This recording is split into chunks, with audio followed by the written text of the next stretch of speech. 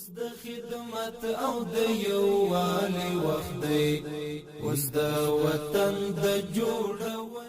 بسم الله الرحمن الرحیم. د افغانستان څو شخصه خوشحي سروې د لومړنیو پایلو او ارقامو د خپرېدو غونډې ته ښه راغلاست. به محفل نشر خلاصه نتایج و ارقام سروې خوشحي چند شخصی افغانستان خوش آمدید. د احصایه و معلومات ملی اداره عمومی رئیس ډاکټر فقیر محمد زیار صاحب، د اقتصاد وزارت مسلکی مرستیال دکتور عبداللطیف نظری صاحب، د احصایه معاونیت سرپرست عصمت الله حکیمی صاحب، د جغرافیایي معلومات عمومی ریاست سرپرست انجینر عبدالمتین سالک صاحب، د بیلابیلو ادارو څخه راغلو میلمنو، درنو رئیس صاحبانو او ټولو ګډونوالو، السلام علیکم ورحمت الله وبرکاته. د نن ورځې پروګرام د الهي کلام د څو مبارکو آیتونو په تلاوت سره پیلوو. د دعوت ارشاد ریاست غړي مولوي محمد عابد محمدي صاحب ته بلنه ورکوم تر څو تشریف راوړي او د قرآن کریم د څو مبارکو آیتونو په تلاوت سره پروګرام پیل او منور کړي. اعوذ بالله من الشیطان الرجیم. بسم الله الرحمن الرحیم. ولقد آتينا داود وسليمان علما وقال الحمد لله الذي فضلنا على كثير من عباده المؤمنين. وورث سليمان داود وقال يا أيها الناس علمنا منطق الطير وأوتينا من كل شيء إن هذا لهو الفضل المبين.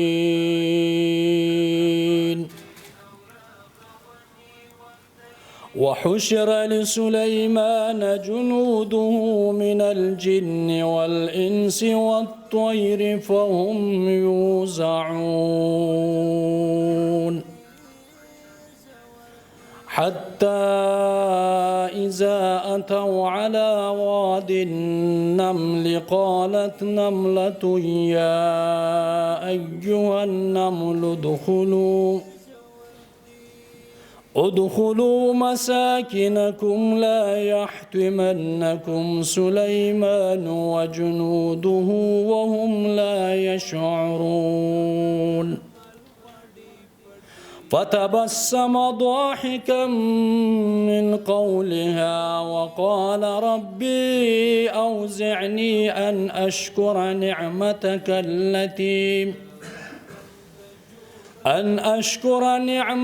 التي أنعمت علي وعلى والدي وأن أعمل صالحا ترضاه وأدخلني برحمتك في عبادك الصالحين. صدق الله مولانا العظيم. اللهم افتح لنا بالخير واختم لنا بالخير واجعل عواقب كل أمورنا بالخير يا فتاح وبك نستعين. وصلى الله تعالى على خير خلقه محمد وعلى آله وأصحابه أجمعين. جزاک الله خیرا. د مولوي صاحب څخه نړۍ مننه. څو شخصه خوشحي سروې یا میکس یوه نړیواله سروې ده چې له تېرو 28 کلونو راهیسې په بېلابېلو هېوادونو کې ترسره کیږي او د مور او ماشوم د روغتیا او ځینو نورو اړوندو شخصونو په تړاو مهم ارقام راټولوي او بیا یې د اړوندو پالیسیو پروګرامونو او پلانونو په جوړولو کې ترې ګټه اخیستل کیږي. د افغانستان څو شخصه خوشحي سروې هم چې په تېر 14 لومړي کال کې د احصایه معلومات ملي ادارې له لورې د یونیسف په مالي او تخنیکي ملاتړ باندې ترسره شوې ده. په همدې غونډه کې به بشپړ جزئیات وروسته انشاءالله تشریک شي. نننی پروګرام د اجنډا سره سم مخکې ځي. لومړی به پرانیستونکي وینا ولرو، ورپسې به د سروې په تړاو هر اړخیز پریزنټیشن وي او د رسنیو او شرکت کوونکو ګډونوالو سوالونه په ځوابونه ویل کیږي. او جنبندي به کیږي او له هغې وروسته به په دعا سره پروګرام پای ته رسیږي. په همدې اساس د پرانیستونکي وینا دپاره د احصایو معلومات ملي ادارې عمومي رئیس ډاکټر فقیر محمد زیار صاحب ته بلنه ورکوم تر څو خپله پرانیستونکي وینا واوروي. الحمد لله وکفا والصلاة والسلام على عباده الذين اصطفى اما بعد. په لومړي سر کې د اقتصاد وزارت مسلکي معین محترم عبداللطیف نظري صاحب، د بیلابیلو وزارتونو رئیس صاحبانو، د احصایو معلوماتو ملي ادارې رئیسانو، کارکوونکو، د رسنیو محترمو استازیو او د غونډې ټولو ګډونوالو ته السلام علیکم ورحمت الله وبرکاته. په پیل کې اجازه راکړئ چې د احصایو معلوماتو ملي ادارې لخوا د افغانستان د څو شاخصه خوشحیي سروې یا مکس د بریالي پای ته رسېدو په اړه تاسو ټولو ته مبارکي ووایم. په افغانستان کې د څو لسیزو جګړو او سیاسي بې ثباتۍ د پای ته رسېدو وروسته د احصایي او معلوماتو ملي ادارې او یونیسف په ګډه پریکړه وکړه چې په افغانستان کې د مور او ماشوم د روغتیا په اړه هر اړخیزې څېړنې لپاره څو شاخصه خوشحیي سروې ترسره شي. له همدې امله په تېر 1401 کال کې د هېواد په 34 ولایتونو کې د یونیسف په مالي او تخنیکي مرسته د مکس د نړیوال پروګرام د یوې برخې په توګه د افغانستان د څو شاخصه خوشحیي سروې ترسره شو چې ټول ټال تقریبا $3 میلیونه لاګښت پر راغلی. دا سروې له دې کبله مهمه ده چې د میندو ماشومانو د روغتیایي وضعیت اړوند شاخصونو په اړه معلومات برابروي چې بیا د دې معلوماتو په بنا باندې په راتلونکي کې د پالیسي او پلانونو په جوړولو کې ترې ګټه اخیستل کیږي. درنو حاضرین، څو شاخصه خوشحیي سروې یا مکس چې دې ته ملټي انډیکیټر کلاسټر سروې هم وایي، دا یوه نړیواله سروې ده چې په 28 ملکونو کې روانه ده او دا هغه کلیدي شاخصونه اندازه کوي چې هیوادونو ته د پالیسیو، پروګرامونو او ملي پرمختیایي پلانونو په جوړولو کې ارقام برابروي او همداراز د تلپاتې پرمختیایي موخو د SDG او نورو نړیوالو ژمنو او هغه شوي پرمختګونو باندې څارنه لري. دا سروې 3 ځله مخکې په افغانستان کې ترسره شوې ده، 1906 1902 1990 کلونو کې او دا څلورمه سروې ده چې تېر کال ترسره شو. په 1401 کال سروې کې ټول ټال 23,221 کورنۍ سروې شوي دي او په دې کې 44,000 او 341 میندې او 22,809 هغه ماشومان چې عمرونه یې د 5 کلونو نه کم دي او 20,088 تنه هغه ماشومان او تنکي ځوانان چې عمرونه یې له 5 نه تر 19 کلونو پورې دي. د دوی سره مراکز شوي دي او د دوی د ژوند متعلق مختلف معلومات راټول شوي دي. په دې معلوماتو کې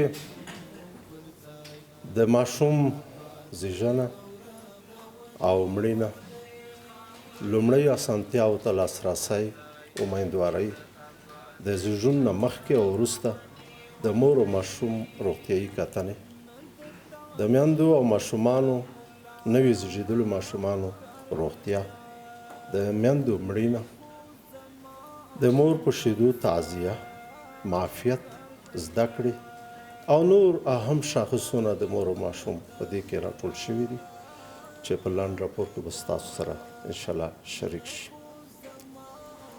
د 1401 کال دغه سروې چې د یو کال په ترڅ کې ترسره شوه، په دې کې 316 ښځینه سرورانو په ګډون 462 کسانو ته د مخامخ کار زمینه برابر شوې ده. د یادونې وړ ده چې دغه راپور ډېر لومړنی راپور ده. تفصیلي راپور به انشاءالله څو میاشتې وروسته چمتو شي او نشر وشي چې په پایله کې به بیا د امارت اسلامي او د مرستندویو مؤسسو سره هغه با کیفیت ارقام شریک شي چې د هغې په نتیجه کې به زیانمن محروم مشخص شي او بین سکتوري پروګرامونه کې به مرتبونه تشخیص شي او د هغوی دپاره به آینده دپاره په پاینده پروګرامونو کې به د پالیسیو پالنې په جوړولو کې کار واخیستل شي. په پای کې د احصایې د مسلکي معاینیت د ټولو مسؤلینو همکارانو څخه مننه کوم چې دغه ګټور معلومات یې راټول کړي دي او ډېر زیار یې ایستلی دی. د الله جل جلاله نه ورته مزید توفیق غواړم او ستاسو د توجه او پاملرنه یوه نړۍ مننه. والسلام علیکم ورحمة الله وبرکاته. د احصایې او معلومات ملي ادارې عمومي رئیس ډاکټر صاحب څخه نړۍ مننه چې خپله پرانیستونکې وینا یې واوروله.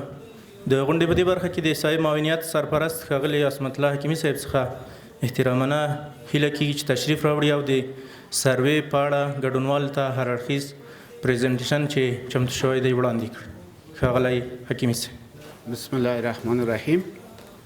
با کسب اجازه از محضر محترم دکتر صاحب عبداللطیف نظری، معین مسلکی وزارت اقتصاد امارت اسلامی افغانستان، حضور رؤسا، مهمانان، همکاران اداره ملی احصایه و معلومات و رسانه‌های کشور را در محفل نشر گزارش مختصر یافته‌های سروې خوشه‌ای چند شاخصه افغانستان سال 1401 خیر مقدم گفته و تحفه منجی عالم بشریت را خدمت شما تقدیم میکنم. السلام علیکم و رحمت الله و برکاته.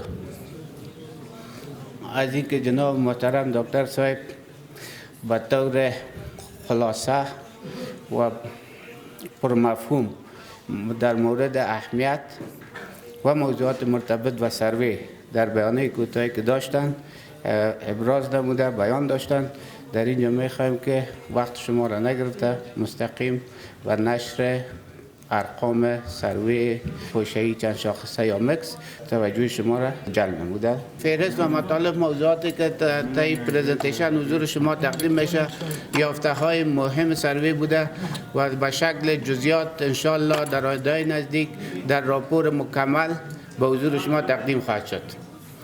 فهرست مطالب شامل پیشینه سروې خوشه‌ای چند شاخصه، اهداف سروې خوشه‌ای چند شاخصه، متدولوژی و پوشش سروې، کیفیت ارقام سروې، خصوصیات نفوس و سایر موضوعات مرتبط به نتیجه سروې میشه.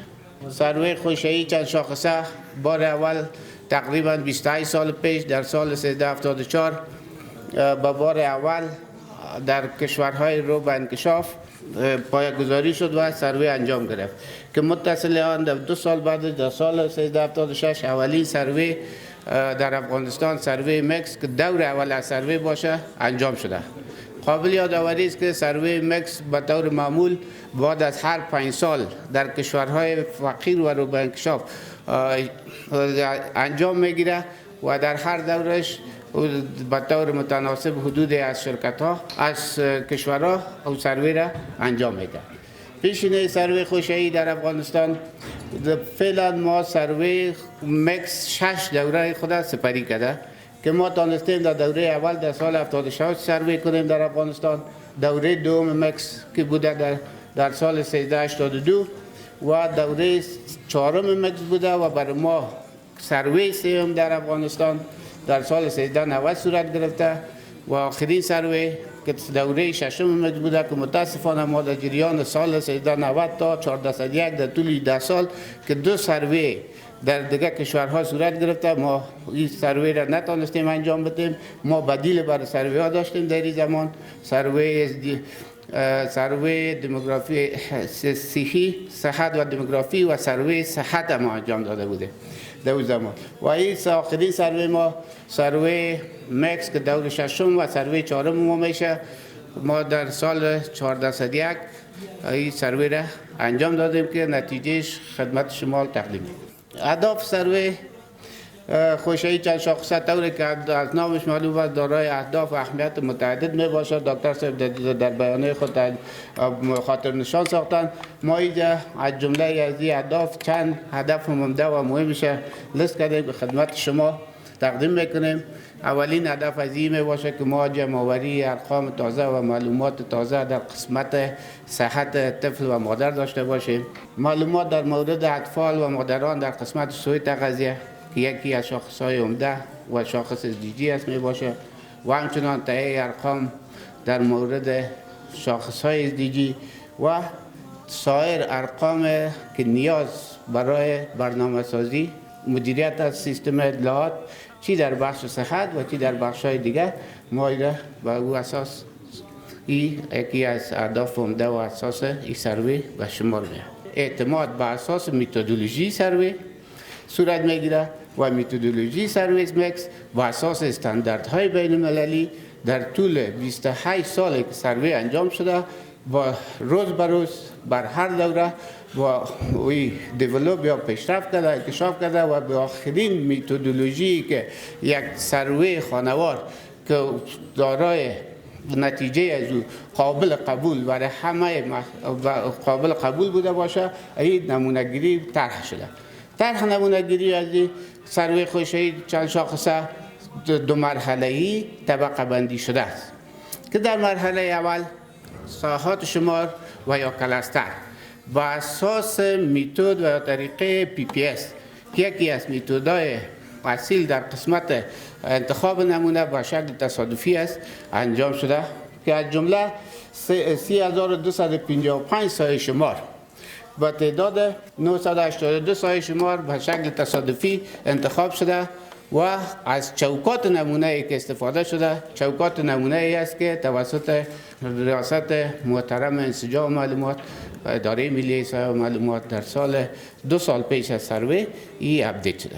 تمام خانواده در مرحله دوم وقتی که کلسترها انتخاب شد، کارمندای مسلکی ما که البته کارتوگرافرها و فهرست‌بردار باشند رفته به ساحات انتخاب شده را تماما لیست کرده به خاطر فهرست‌برداری خانوار و یا چوکات نمونه به خاطر انتخاب خانوارهای بعدی که در هر کلستر انتخاب شده بعد از فهرست خانوار مکمل حدود 24 خانوار در هر کلستر و صورت تصادفی یا رندم انتخاب شده خانوارها و با آنها مصاحبه صورت گرفته. پوشش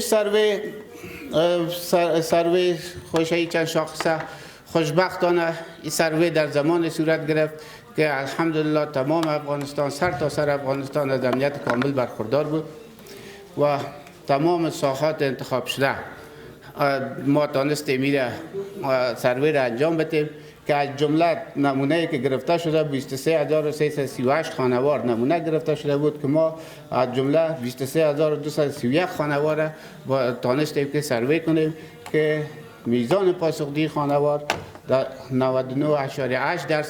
که بالاترین میزان است جهت اطمینان از کیفیت و بالا بردن کیفیت. سروی های نمونوی متأثر از 2 نوع خطا و اشتباه است. یک خطای نمونوی، دوم خطای غیر نمونوی.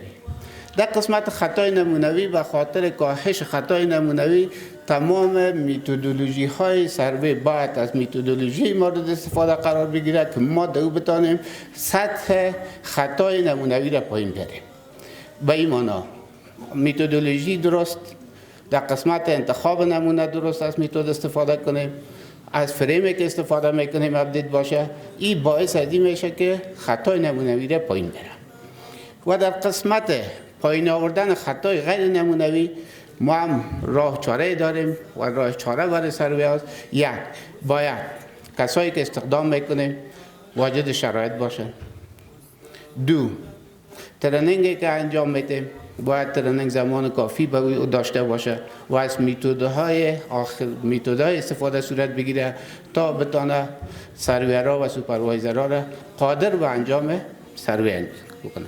که در قسمت آموزش ما تقریبا 4 هفته تمام سروران، سوپروایزران و اندازه کننده ها را ترنینگ به شکل عملی و نظری ترنینگ دادیم و 2 روز هم در ساحه تست کرده.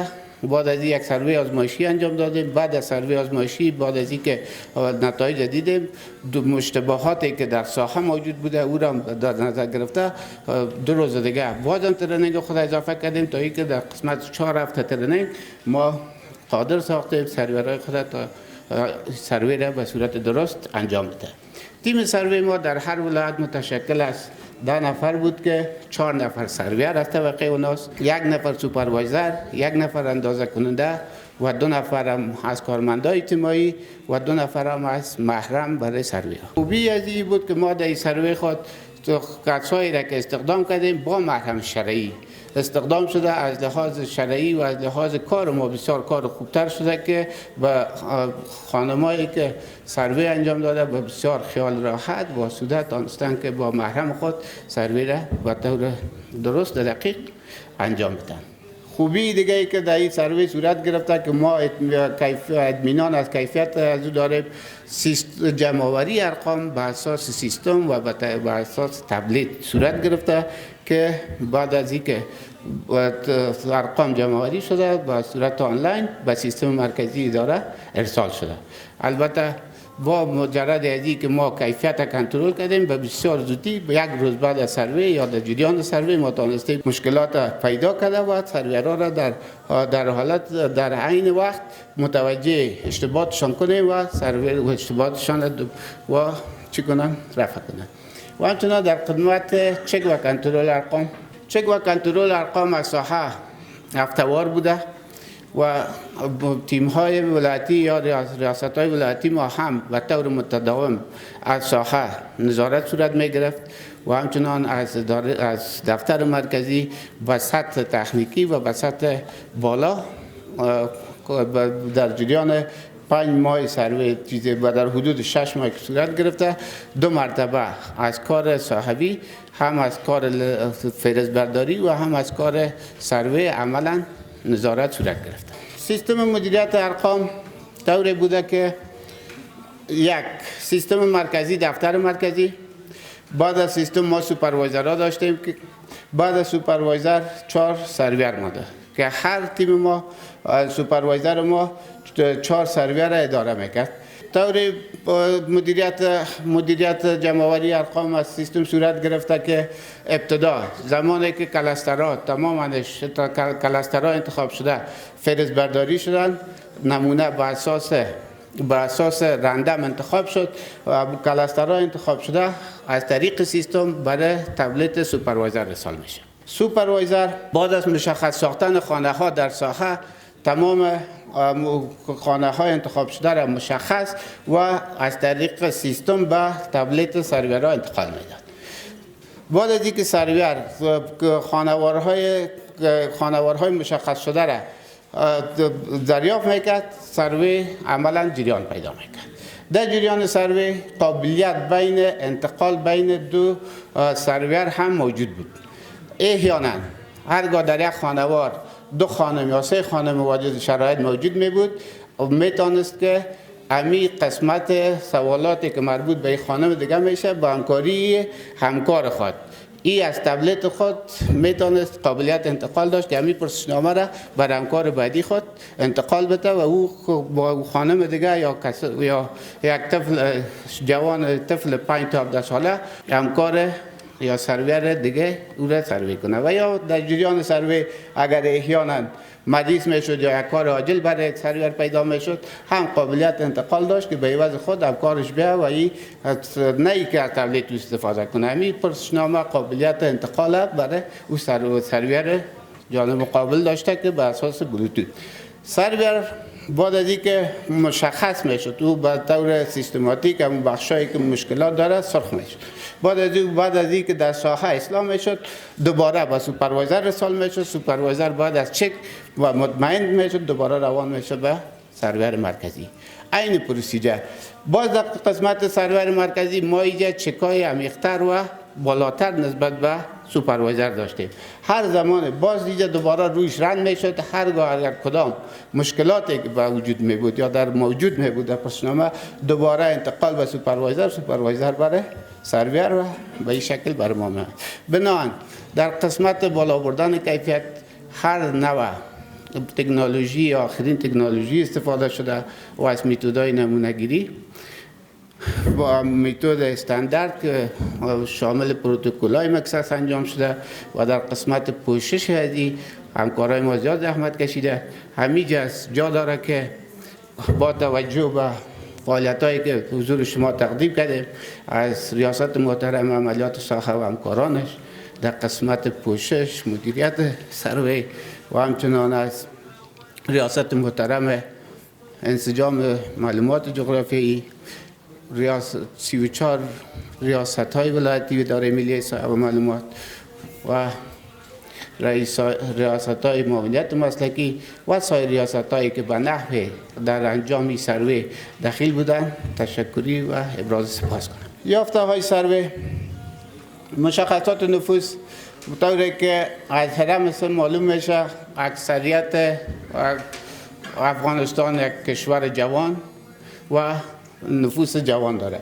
تقریبا سن 0 تا 17 سال ما 54.4% تشکیل داده و اطفال زیر 5 سال ما را 16.5% مجموع نفوس افغانستان تشکیل میده. چون این همون تارگت پاپولیشن ماست زیادتر روی این موضوعات فوکس. در قسمت ترتیبات زندگی یکی از مشکلات اطفالی است که نمیتونن با پدر و مادر خود یک جا زندگی کنند بنا به ملحوظات مختلف.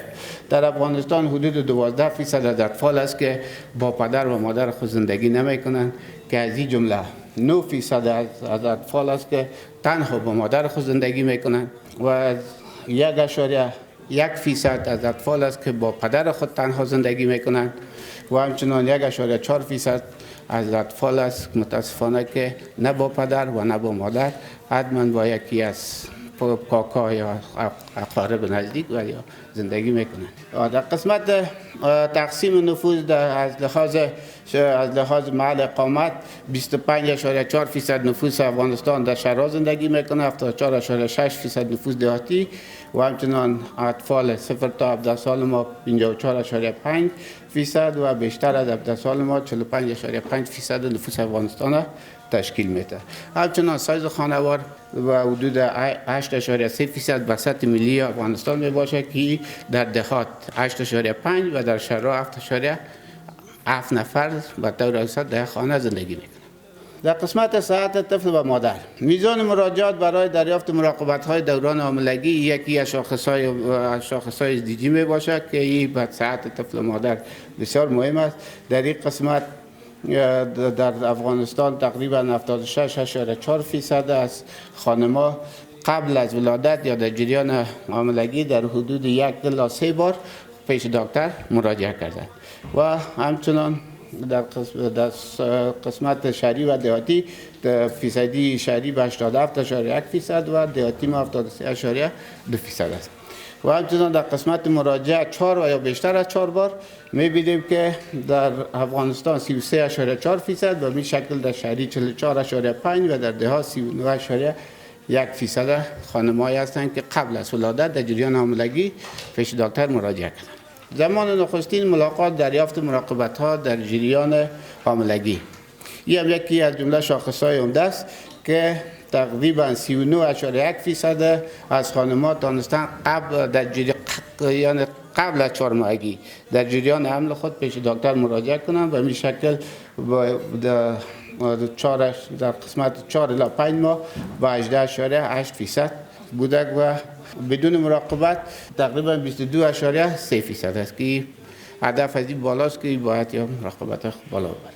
در قسمت دریافت مراقبت ها در جریان حاملگی، در این قسمت 64.1% از معاینات فشار خون دیده خانم‌ها، 39.2% نمونه ادرار شده، 41.2% نمونه خون صورت گرفته و هر سه موارد 3.9% هم تمام موارد انجام شده و 46.4% از خانم‌ها قبل از ولادت واکسن تیتانوس دریافت کرد. حضور اشخاصی در زمان ولادت، این هم یکی از شاخص‌های عمده و شاخص SDG می باشه که در افغانستان و 67.5% از خانم‌ها ولادتشان در حضور اشخاص ماهر که شامل دکتر، نرس و قابله می باشه انجام صورت گرفته و این فیصدی در دهات به 37.1%،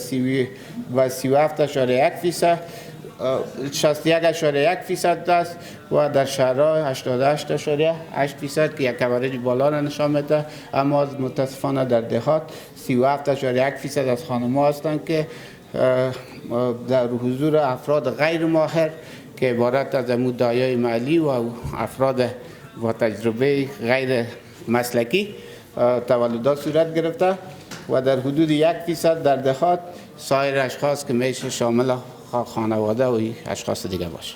همچنان ولادت در مراکز صحی، این هم یکی از شاخص‌های عمده SDG بوده که در مراکز صحی در افغانستان 66.3% از ولادت‌ها در مراکز صحی انجام گرفته و در این دهات 59.6% در حالی که در شهرها 88.6% نشان میده.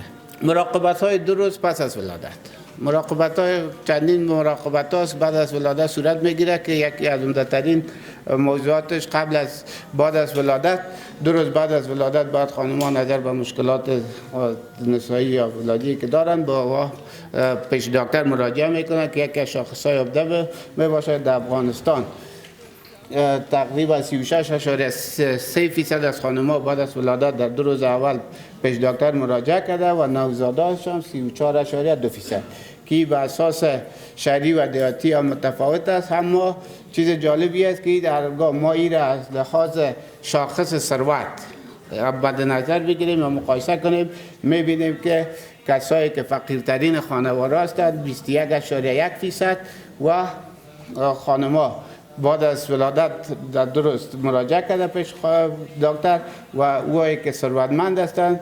59.9% از خانم‌ها. دریافت مشورت تداوی برای اسهال و تفکیک ارائه کننده، 23.6% از اطفال در مراکز عامه شامل شفاخانه ها و سایر ارائه کننده خدمات بدون پول یا غیر شخصی می باشه 23.6%، در خصوصی 28.7% و سایر ارائه کننده خدمات 43.7% یا تسهیلات مشورت تداوی به خاطر اسهال دریافت کردند.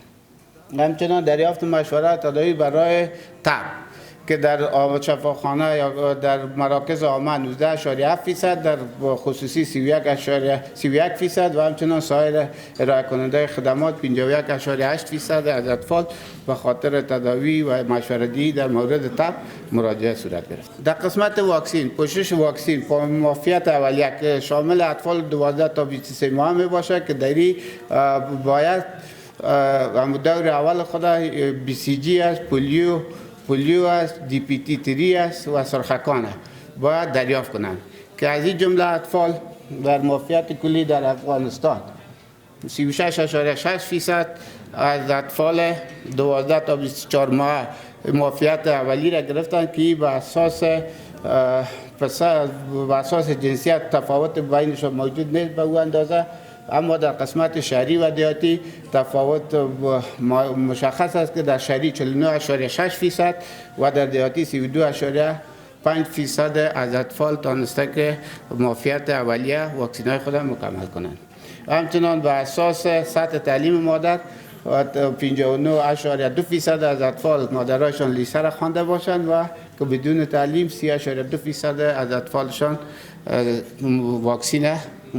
واکسین معافیت اولیه را دریافت کردند. و معافیت کلی فیصدی اطفال 24 تا 35 ماه که در هر زمان قبل از سروی تمام واکسین های زمان بندی شده را گرفته باشد. در سطح افغانستان 16.2% از اطفال 24 تا 35 ماهه واکسین معافیت کامل گرفتند که این به اساس شهری و دیهاتی در شهری 23.7% و در دیهاتی 14.1% اطفال این واکسین تکمیل شده و همچنان از لحاظ شاخص ثروت و خانواده های ثروتمند 22.7% و خانواده های فقیر 8.1% که 1% پایین است واکسین دوره کامل اخذ کرده.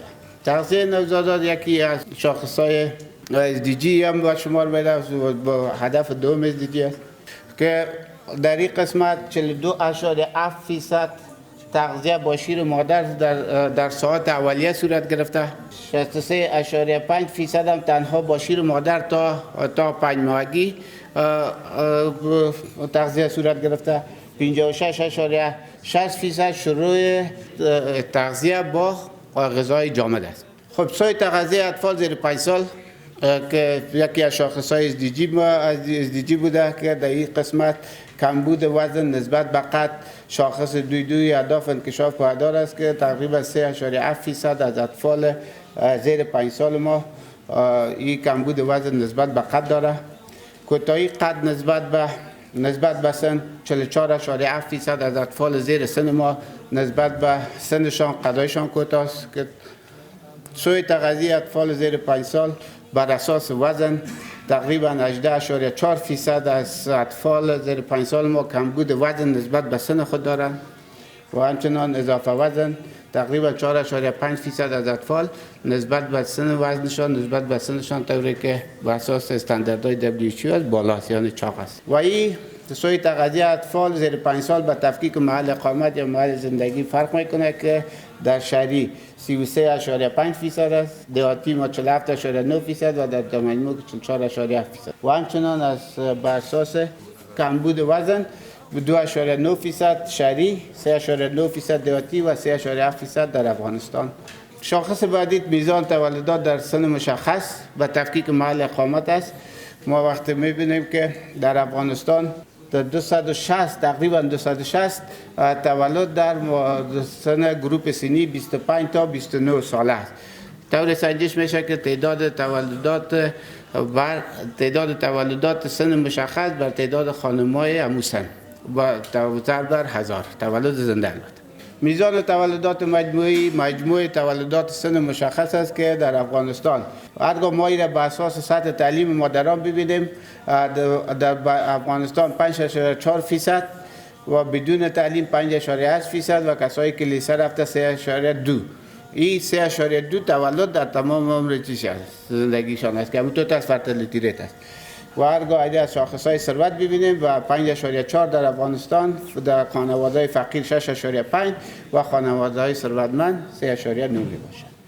میزان ولادت در میان زنان 15 تا 19 ساله با تفکیک شاخص ثروت، سطح تعلیم مادر و محل اقامت در افغانستان در مجموع 62 که در دیهاتی 68 و در شهری 44 میباشد. به این معنی که در هر با 1000 خانم بین 15 تا 49 دویتایی 68 طفل به دنیا.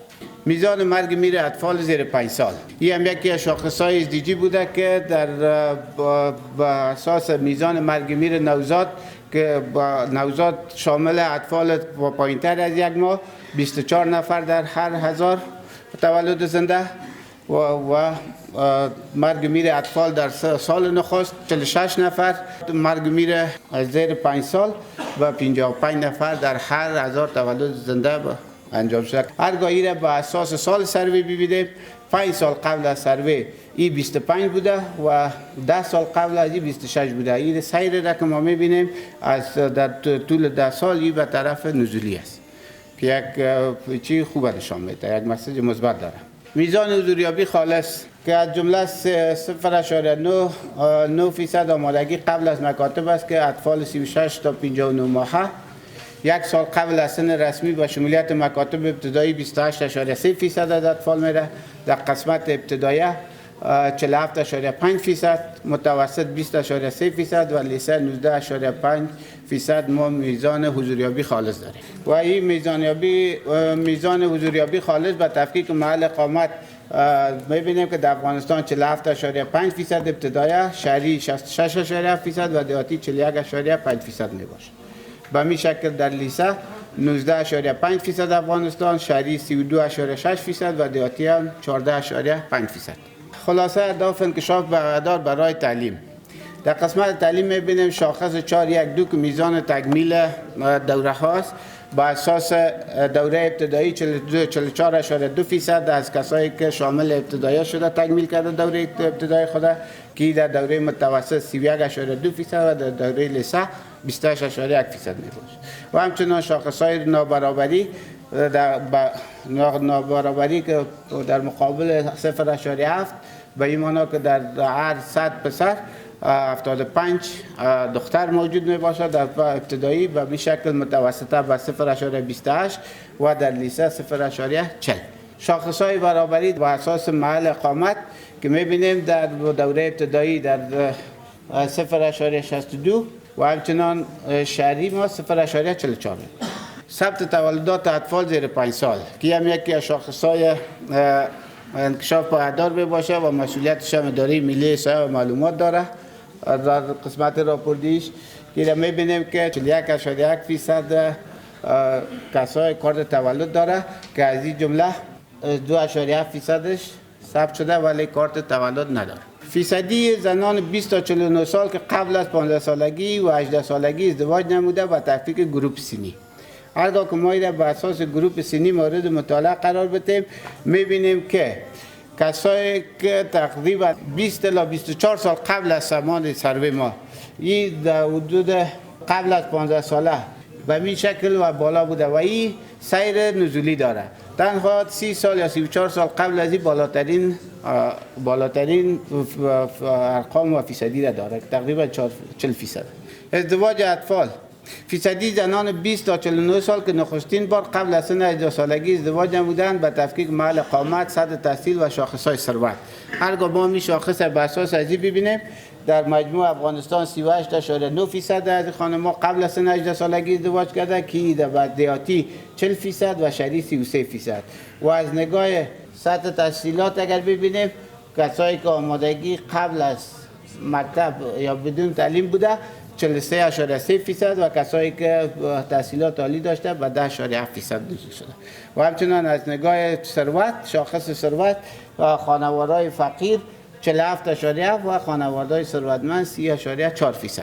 فیصدی اطفال دارای مشکلات معلولیت یا مشکلات در عملکرد که شامل دیدن از رفتن از شنیدن این موضوعات است. می‌بینیم که اطفال 3 تا 4 سال ما در مجموع 10.7% مشکلات داره که در قسمت ذکور 11.8% و اناث ما 9.6% میباشه. و اطفال 5 تا 17 ساله ما 35.2% در افغانستان شهری و دیهاتی. همچنان عملکرد اطفال فیصدی عملکرد دارای مشکلات یا معلولیت مختلف و تفکیک گروپ سنی وقتی ما میبینیم در قسمت دیدن اطفال 3 تا 4 0.8% مشکل دارند و اطفال 5 تا 17 ساله هم 0.8%. کدام تفاوت بینشان در درجه دوم است. و همچنان در قسمت شنیدن 0.7 و در اطفال 5 تا 17 ساله 0.9% مشکل شنیدن دارند. آب آشامیدنی حفظ صحی محیطی در قسمت شاخص‌های دسترسی به آب‌های مدیریت شده صحی که یکی از شاخص‌های SDG می باشه. در این قسمت در مجموع افغانستان 68.1% دسترسی به منابع صحی داره که از این بهبود یافته منابع صحی و همچنان 5.6% به منابع محدود. 12.4% از خانواده ما و منابع غیر صحی یا بهبود نیافته از این مورد استفاده قرار داد. شهری ما 92.2% در حالی که دیهاتی 60.7%. فیصدی دسترسی خانوارها به عمل شستشوی دستا یکی از سوالات یا بخش ازی است که ما ببینیم چقدر خانوارها جای و محل به خاطر دست شستن خود داره که در این قسمت تقریبا در افغانستان 58.3% تحصیلات اساسی دارند. تحصیلات اساسی شامل چیست؟ شامل عزیز که جایی برای دستشتن داشته باشند، در اوجه و امکانات صابون موجود باشه، آب موجود باشه. هرگاه سه چیز موجود بود تو تحصیلات اساسی است که در این 58.3% دارای تحصیلات اساسی است و 35.2% بدون تحصیلات است. 5.3% هم 35.2% تحصیلات محدود است که یکی از یا جای دستشویی بوده یا آب نداشته یا صابون موجود نبوده و 5.3% از خانواده همین تحصیلات ندارند. فیصدی اساسی خانواده ها با تحصیلات فاضله با تفکیک محل اقامتی شامل سانیتیشن میشه که در افغانستان 44.5% تحصیلات اساسی دارند که تحصیلات اساسی شامل تشنابای کمددار و امکانات شامل میشه و 12.7% دارای تحصیلات محدود است و 22.9% هم بدون خدمات که در شهری و دیهاتی در قسمت شهری 66.7% و در دیهاتی 36.9% است. ارقام نشان میده که در بخش دیهاتی شاخص پایین است. دیگر در قسمت حفظ الصحه قاعدگی در این قسمت فیصدی دسترسی زنان و تحصیلات حفظ الصحه قاعدگی است که در بخش 58.9% از خانم‌ها هستند که مواد و جای به خاطر امکانات به خاطر تبدیلی دارند و 91.6% از خانم‌ها هستند که مکان مشخص برای شستشو و تبدیل مواد بهداشتی خود دارند و زنانی که مواد بهداشتی مناسب ندارند 91.70%. سپاس از توجهتان. با تشکر از حکیمی صاحب که در مورد سروی معلومات همه‌جانبه ارائه کردند. نور ما انتظار نوکدام د اقتصاد وزارت مسلکی مرستیال دکتور عبداللطیف نظری صاحب ته بل نه ورکوم ترڅو په خپلو خبرو سره نننۍ غونډه جمعبندي کړي. والعصر ان الانسان لفی خسر الا الذين آمنوا وعملوا الصالحات وتواصوا بالحق وتواصوا بالصبر. صدق الله العلی العظیم. تشکر میکنم از اداره ملی احصایه که نشست مهم و اساسی را در این شرایط حساس برگزار کردند و سرشماری خوشه‌ای چند شاخصه یا چند متغیره را در اختیار مردم افغانستان و اصحاب رسانه ها قرار دادند. بحث های مختلفی مطرح شد که ما به اون مباحث نمی پردازم. در دنیایی که ما زندگی می کنیم لازمه حکمرانی خوب، نظام آماری مطلوب، شفاف و پاسخگو هست. در واقع آمار و احصایه در دنیای معاصر نه تنها از اهمیت برجسته و برازنده برخوردار هست، بلکه زیربنا و زیرساخت هر نوع برنامه‌ریزی را تشکیل میده. شاخصهای رشد اقتصادی، زاد و ولد، مرگ و میر و درآمد سرانه ملی جز از طریق سیستم و نظام آمار و احصائیه متقن، علمی و با نرم‌های بین المللی امکان پذیر نیست. اینجاست که اهمیت گزارش برای ما کاملا برجسته و حائز اهمیت است. یکی از مؤلفه های حکمرانی خوب در جهان معاصر وجود نظام آماری و احصایه دقیق و قوی و نیرومند است. هر نوع سیاستگذاری، تصمیم سازی، تصمیم گیری و برنامه ریزی نیازمند آمار و احصائیه دقیق هست که مبنای علمی، اکادمیک و ساختارمند و کنشمند داشته باشد. در غیر از این صورت حکمرانی خوب شکل نخواهد گرفت. از آنجایی که امارت اسلامی میخواهد حکمرانی خوب را در دستور کار خود قرار بده، بنابراین نظام آماری و احصائیه نقش فوق‌العاده مهم و کلیدی و نقطه مرکزی را در گفتمان نظام ما ایفا میکنه. در واقع دال ارشد و نقطه مرکزی گفتمان حکمرانی خوب نظام آماری و احصایه مطلوب، شفاف و پاسخگو است.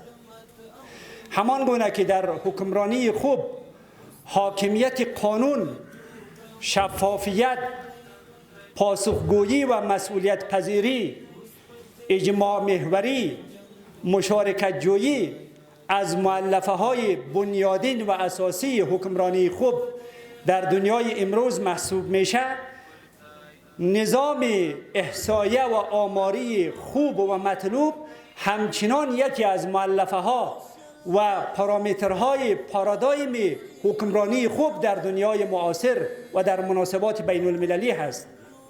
بنابراین این گزارشی که ارائه شد ما به صورت کلی مرور کردم، در ابعاد مختلف میتونه برای سیاست گذاری و برنامه ریزی در کشور ما فوق العاده حائز اهمیت باشد.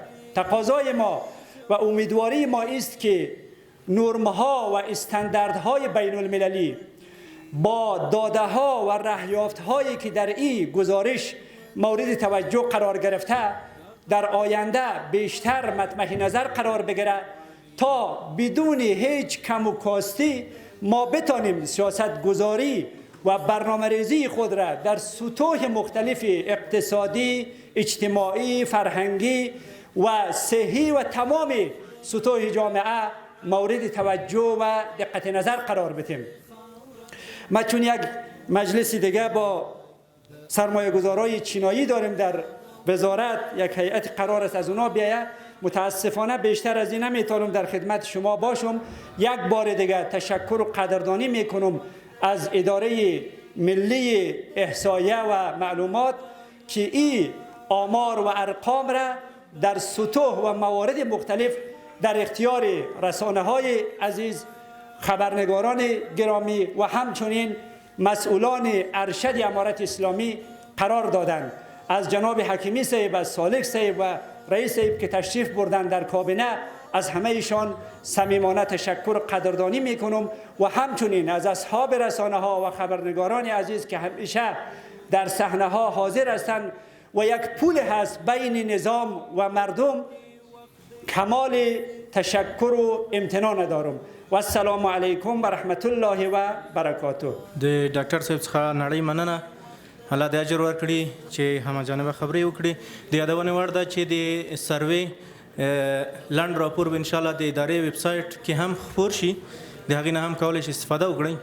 غونډه همدلته په دعا سره پای ته رسوو. د دعوت ارشاد ریاست غړي مولوي صاحب علي محمد ذاکر ته بلنه ورکوم تر څو تشریف راوړي او غونډه په دعا سره پای ته ورسوي. ستاسو ټول له ګډون څخه نړۍ مننه، الله د اجر درکړي، ژوندي اوسئ. شوق سره درود شریف وای اللهم صل على سيدنا ونبينا وحبيبنا وشفيعنا ومولانا محمد مبارك وسلم عليه.